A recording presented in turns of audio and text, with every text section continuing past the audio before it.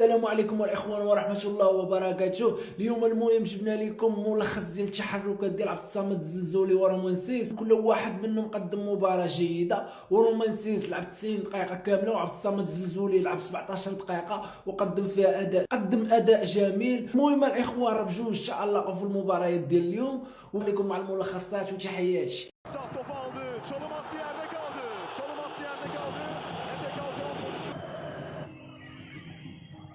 Gönderdiği yerde Mulek Tay.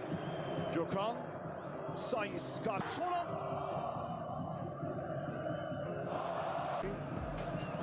Yine Cardozo koşu yaptı Sainz. Roman Sainz. Mensah. Onur ceza sahasına girer. Hemen. Roman Sainz ceza sahasında. İçeri girdi Karonzali de geldi. Roman Sainz kafa vuruşu. İlhan hareketlendi. Sainz.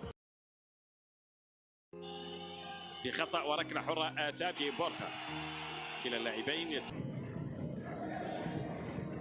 يحضر هنا بلمسة ونقلة مجددا. كرة في الطرف الأيسر تلعب لنقلة من الطرف الأيسر. اللاعبي الأوساسون في الطرف الأيسر. عبد الصمد يملك كرة عبد الصمد بنقلة في الطرف الأيسر. الزلزولي ممتازة